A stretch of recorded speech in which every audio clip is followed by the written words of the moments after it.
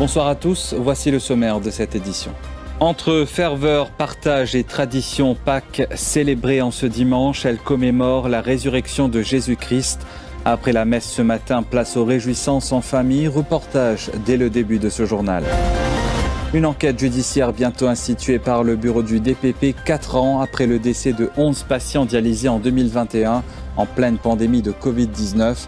Annonce faite par la Renal Disease Patients Association, son secrétaire Bosunaran espère que la vérité éclatera enfin.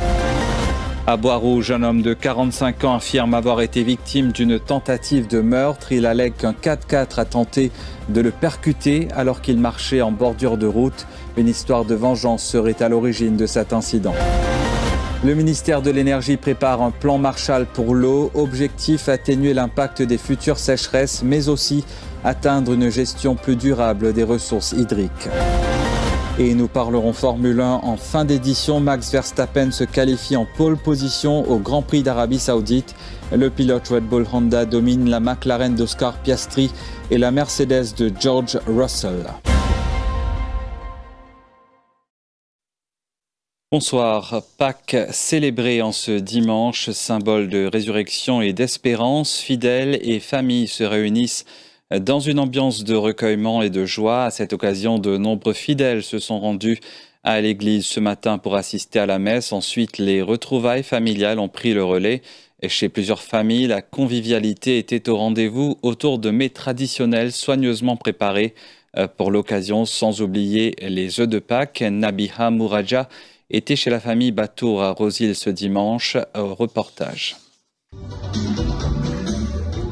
Chez la famille Batour à Rosil, les traditions sont plus vivantes que jamais. Rosemonde nous parle de l'importance de cette fête. Nous tenions carême pendant 40 jours et nous hésitons. Vendredi saint, il monte à la croix et troisième jour, il ressuscité. Il ressuscité malgré les tout maltraité, tout crachat, tout sortes de mauvais lolis, mais nous avons ressuscité. Cette année, l'émotion est d'autant plus forte. Monique, l'une de ses sœurs, est de retour après 49 ans d'absence. 49 ans après, mes femmes m'ont révélé le Maurice pour faire Pâques. Du coup, cette semaine-là, très très important pour moi, la semaine de Rameau jusqu'aujourd'hui. La scène, la passion, le dimanche de Pâques, tout ça, très très bien pour moi.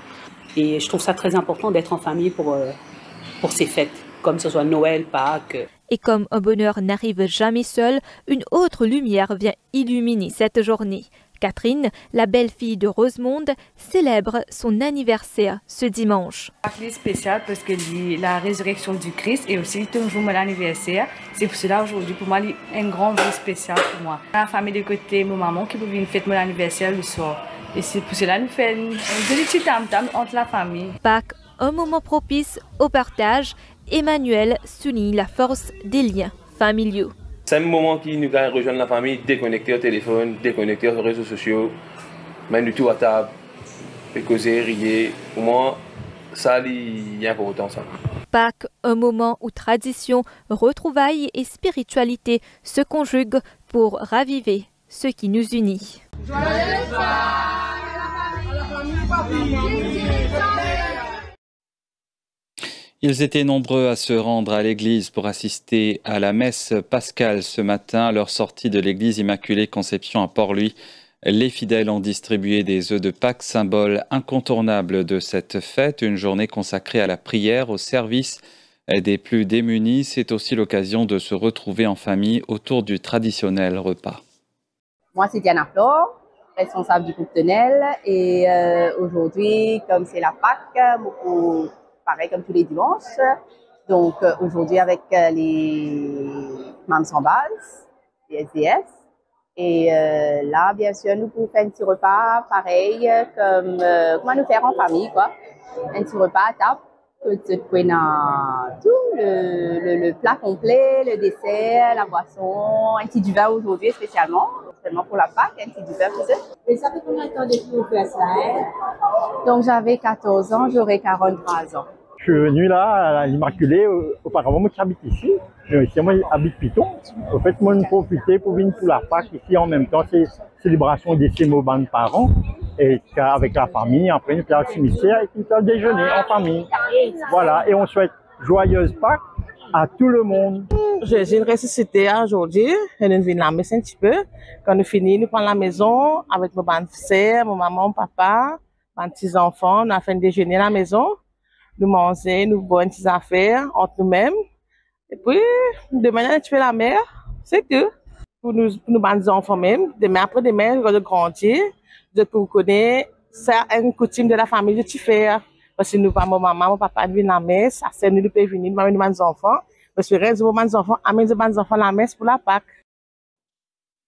Et en ce dimanche de Pâques, la plage reste un lieu privilégié pour se retrouver en famille, des tables dressées à l'ombre des filaos ou encore des tentes installées pour profiter pleinement de la journée. Proches, amis et connaissances se réunissent dans la bonne humeur, d'autant plus que cette fête coïncide avec les vacances scolaires. Une ambiance festive régnait aussi bien à Montchoisy qu'à Pointe-au-Piment, où petits et grands ont savouré ces moments de détente et de partage.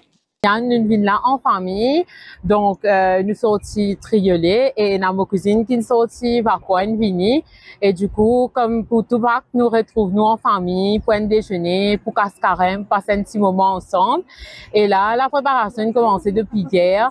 Chacun nous prépare une petite affaire, là hier nous à la messe, nous retournons à la maison et le matin ça veut dire depuis 10h nous commençons à arriver, chacun à son tour et là nous pour passer un petit moment ensemble pour amuser avec mes enfants tout jusqu'à un peu tard, peut-être jusqu'à 8h, 9h, après nous à la maison.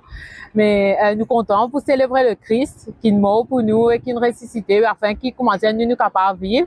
Et ça, c'est un moment qui nous profite pour passer en famille.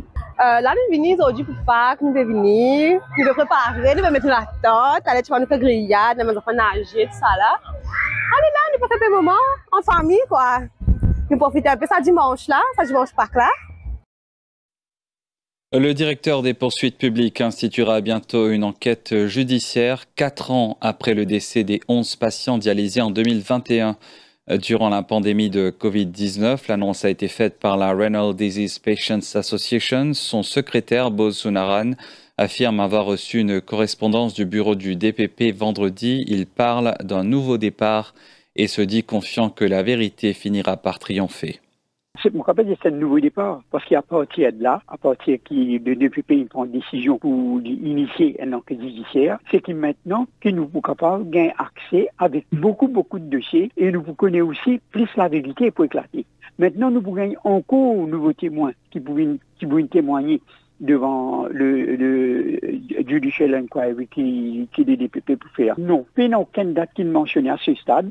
Nous me pensons que le DPP pas pour tarder pour avoir une nouvelle correspondance et que tout mentionnement de date aussi. Peut-être pas une démarche administrative qui vient faire, mais c'est pour moi des décisions pour aller de l'avant avec une enquête judiciaire. C'est une très bonne chose. Un habitant de Bois-Rouge affirme avoir été victime d'une tentative de meurtre hier. Dans son récit à la police, cet homme de 45 ans explique qu'il marchait le long d'une route de la localité lorsqu'un conducteur aurait tenté de le percuter volontairement avec son véhicule. Il a réussi à éviter l'impact et a fourni l'identité du suspect aux enquêteurs. Le plaignant précise également que son épouse avait déposé une plainte pour vol contre cet individu. Il soupçonne un acte de vengeance. Le suspect est recherché par la police. Alors que Maurice parvient petit à petit à sortir la tête hors de l'eau en ce qui concerne l'état critique de nos réservoirs, un plan Marshall pour l'eau est en préparation. Le ministère de l'Énergie mise sur ce programme ambitieux pour atténuer l'impact des périodes de sécheresse prochaines sur l'approvisionnement en eau, mais aussi dresser une feuille de route pour assurer une gestion plus durable des ressources. Mélanie Duval. Le taux de remplissage global de nos réservoirs a récemment dépassé les 50%, une amélioration notable bien que l'on soit encore loin des 90% enregistrés en avril 2024. Le plan Marshall en cours d'élaboration vise à établir une meilleure planification face aux périodes de sécheresse intense. Ce plan s'articule autour de plusieurs axes stratégiques. Parmi les mesures phares figure un programme d'investissement financé par le gouvernement indien à hauteur de 2,9 milliards de roupies destiné à renforcer les les infrastructures, notamment par la construction de nouveaux puits. La gestion des fuites d'eau, un défi majeur compte tenu de l'étendue du réseau, constitue un autre pilier du plan. Une équipe spéciale a été mise en place pour réparer les tuyaux défectueux dans le but d'optimiser l'utilisation des ressources disponibles. Le projet de dessalement est également à l'agenda. Des études ont déjà été entamées et des discussions sont en cours, bien qu'aucune décision finale n'ait encore été prise quant à sa mise en œuvre. Face aux enjeux liés au dérèglement climatique, l'idée de promouvoir le dessalement se précise,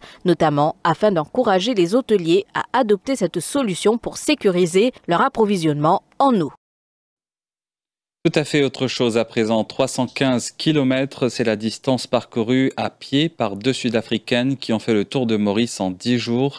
Belinda Dupreez et Mandy Martin, installées à Maurice depuis plusieurs années, ont lancé ce défi baptisé Walk Around Mauritius avec plusieurs objectifs en tête. Elles ont voulu avant tout sensibiliser à la lutte contre le cancer en incitant les femmes à prendre leur santé en main, mais aussi attirer l'attention sur la maltraitance des chiens errants à Maurice.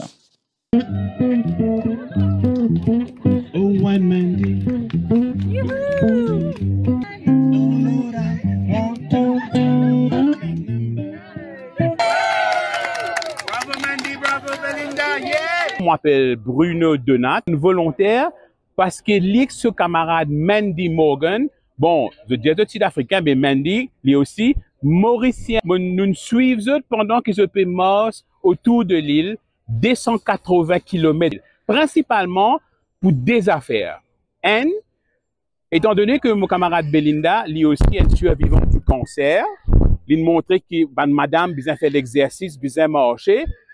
Et pendant que je marche, je peux faire un point pour que les dames surtout occupent de la sortie de plus de 50 ans et je peux de marche, je fais que finir là, je commencer le samedi 5 avril ici même Grand B, je ne bats net Maurice, je ne fais que rentrer. Hi, my name is Belinda Dupreez and I'm from Cape Town, South Africa. I've been living on the beautiful island of Mauritius for 4 years now and we've just completed the coastal walk around Mauritius for 2 causes really.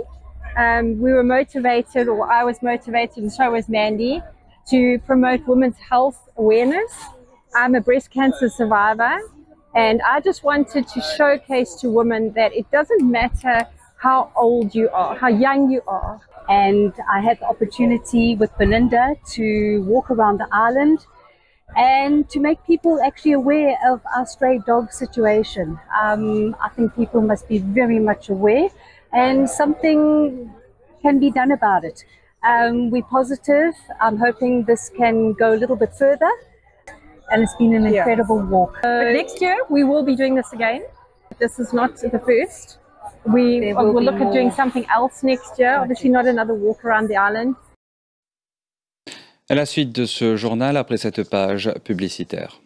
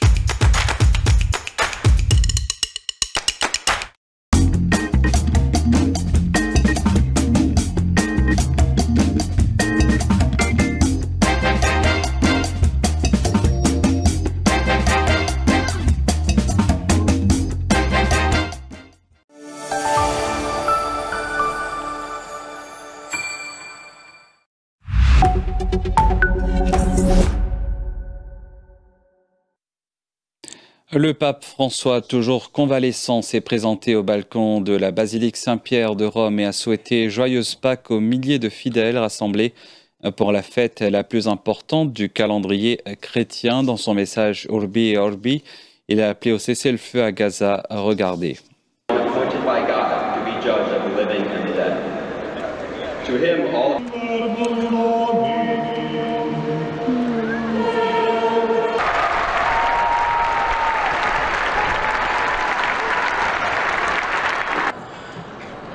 Cari fratelli e sorelle, buona Pasqua. La nostra esistenza, che non è fatta per la morte, ma per la vita.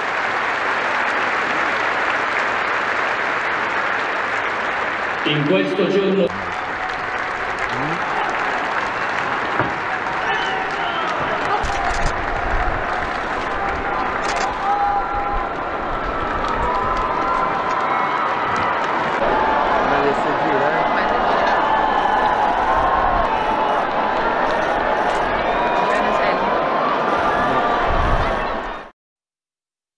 Et puis des milliers d'Américains sont descendus dans la rue hier à Miami et dans d'autres grandes villes du pays pour une deuxième journée de mobilisation anti-Trump en l'espace de 2 semaines. Reportage de l'AFP.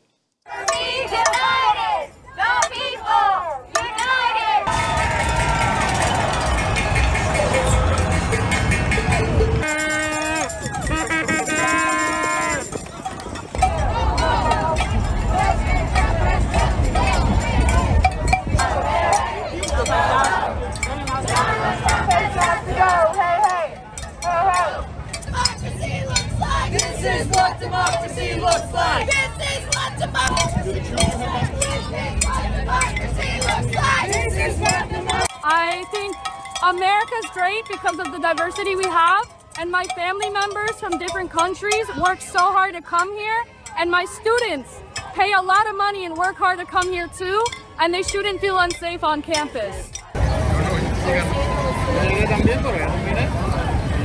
I'm here to stand up for the rights of the people that don't want to be in an oligarchy or have a king.